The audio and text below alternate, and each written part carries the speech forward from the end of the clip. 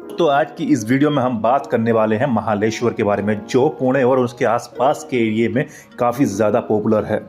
यहाँ हम जानेंगे कि महालेश्वर कैसे जाएं, महालेश्वर कहाँ ठहरें और महालेश्वर में कहाँ घूमें, और यहाँ जाने का सबसे बेस्ट टाइम कौन सा है और एक आदमी का कितना खर्च आएगा। तो चलिए दोस्तों, वीडियो को शुरू करते हैं, लेकिन उससे पहले जान लेते हैं महालेश्वर के बारे में। महाराष्ट्र और आसपास के राज्यों में रहने वाले लोगों के बीच सबसे फेमस हिल स्टेशन का नाम है महालेश्वर। वेस्टर्न घाट में स्थित यह हिल स्टेशन अपनी हरियाली, पहाड़, नेचुरल ब्यूटी और स्ट्रॉबेरी की खेती के लिए काफ़ी ज़्यादा मशहूर है। महालेश्वर जाकर अगर आपने स्ट्रॉबेरी तोड़ते हुए फोटो नहीं खिंचवाई तो आपका महालेश्वर जाना बिल्कुल बेकार है। यहाँ बड़ी संख्या में छुट्टियां बिताने के लिए सिर्फ टूरिस्ट ही नहीं बल्कि आसपास के रहने वाले लोग भी वीकेंड पर मौज मस्ती करने के लिए महालेश्वर चले आते हैं। खास तौर पर गर्मी के दिनों में यहाँ लोगों की भीड़ लगी रहती है। ये एक फेवरेट हॉलिडे डेस्टिनेशन है और महाराष्ट्र के सभी प्रमुख शहरों से ये फेमस हिल स्टेशन सड़क मार्ग के जरिए जुड़ा हुआ है। सिर्फ गर्मियां ही नहीं बल्कि मानसून के सीजन में भी महालेश्वर घूमने का अपना ही एक अलग मजा है। ऐसे में अगर आप भी महालेश्वर जाने का प्लान बना रहे हैं तो हम आपको बता रहे हैं कि आप कहां कैसे पहुंच सकते हैं। अगर दोस्तों आप हवाई मार्ग से जाना चाहते हैं तो पुणे का एयरपोर्ट महालेश्वर का सबसे नज़दीकी एयरपोर्ट है, जो यहाँ से 131 किलोमीटर दूर है। दिल्ली, कोलकाता, चेन्नई, बेंगलुरु, जयपुर जैसे देश के सभी प्रमुख शहरों से नियमित फ्लाइट पुणे आती है। एयरपोर्ट से बाहर निकलकर आप बस या टैक्सी लेकर सड़क मार्ग के जरिए महालेश्वर पहुंच सकते हैं। लेकिन अगर दोस्तों आपका इतना बजट नहीं है और रेल मार्ग से आना चाहते हैं तो महालेश्वर का अपना कोई रेलवे स्टेशन नहीं है और बाथर रेलवे स्टेशन सबसे नज़दीकी रेलवे स्टेशन है, जो यहाँ से 60 किलोमीटर दूर है। पुणे और मुंबई से कई ट्रेन बाथर आती हैं। अगर दोस्तों आप अलग स्टेट से या राज्य से जाना चाहते हैं तो आप सबसे पहले पुणे जाकर पुणे पहुंचिए और पुणे से बाथर रेलवे स्टेशन के लिए ट्रेन ले लीजिए ताकि ये आपके लिए थोड़ा आसान हो जाए।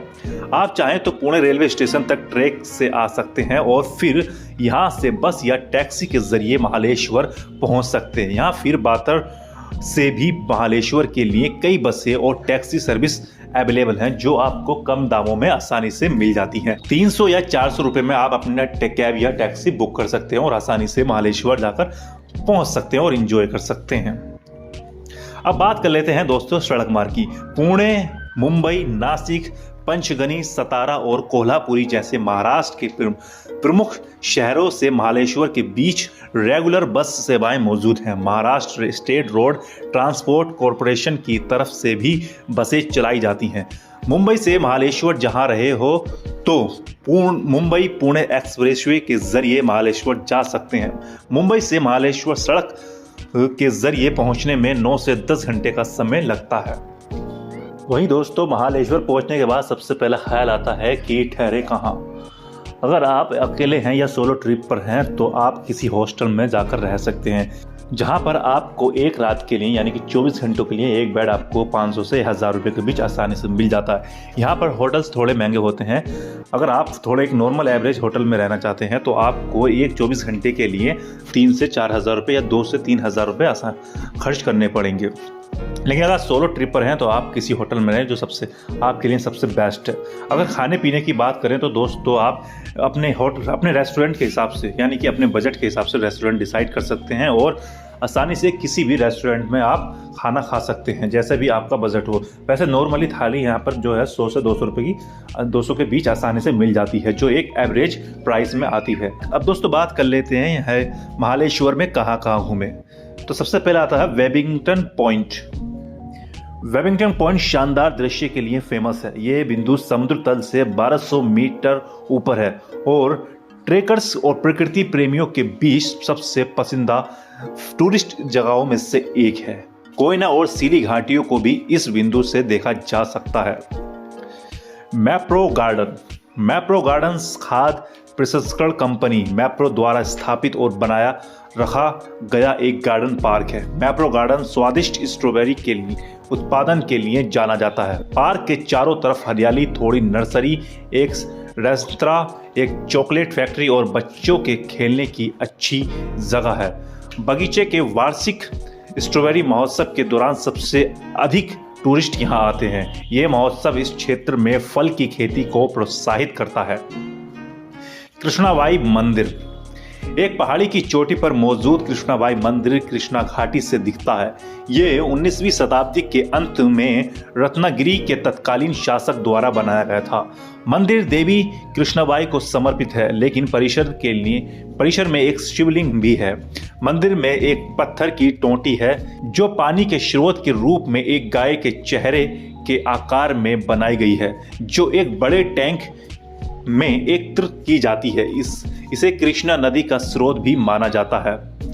बॉम्बे पॉइंट पर अगर आप जाते हैं तो यहाँ से आपको सनसेट का खूबसूरत नज़ारा देखने को मिलेगा। ये आकर आपको ऐसा लगेगा जैसे सूरज की लाली आसमान में बिखर गई है।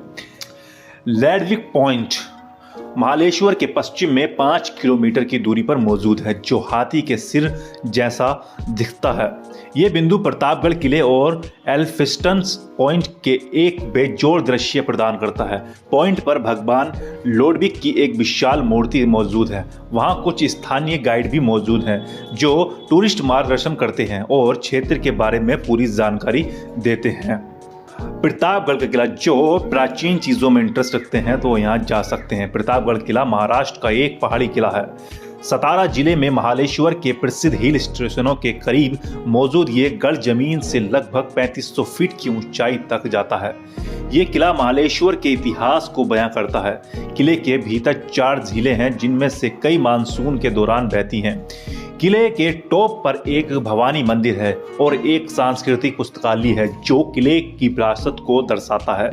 वैसे गांव से प्रतापगढ़ जाने के लिए एक हस्तशिल्प केंद्र है जो टूरिस्ट को बहुत आकर्षित करता है। एल्फिंस्टन पॉइंट। ये पॉइंट महालेश्वर में देखे जाने वाली सभी प्रमुख पॉइंट्स में से एक है। यहाँ से आप महालेश्वर के मनोरम दृश्य को देख सकते हैं। यकीन मानो आप यहाँ पर बोर नहीं होंगे और एक अपना हसीन और शांत स्वभाव वाला नेचर आपको यहाँ देखने को मिलेगा। पंचगनी। महालेश्वर के पास 5 पहाड़ियों से घिरी एक जगह को पंचगनी नाम दिया गया है।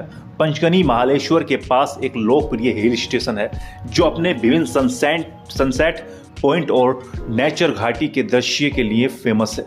ब्रिटिश काल में इस जगह को एक समर रिजॉर्ट के रूप में जाना जाता था और इसलिए कई औपनिवेशिक काल के प्रतिष्ठान यहाँ देखे जा सकते हैं।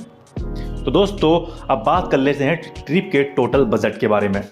वैसे ही आपको पता चली गया होगा कितना किराया मैं बता ही दिया है, लेकिन अगर ओवरऑल ट्रिप के बजट की बात करें तो आपको मिनिमम 8 से 10 हज़ार रुपये यहाँ पर खर्च हो जाएंगे आपके इस ट्रिप पर एक बंदे के लिए। आई होप दोस्तों आपको वीडियो पसंद आया होगा, और यार वीडियो को पसंद आया है तो वीडियो को ज़्यादा शेयर करें और आप कब ट्रिप प्लान करने वाले हैं हमें कमेंट सेक्शन में ज़रूर बताएं।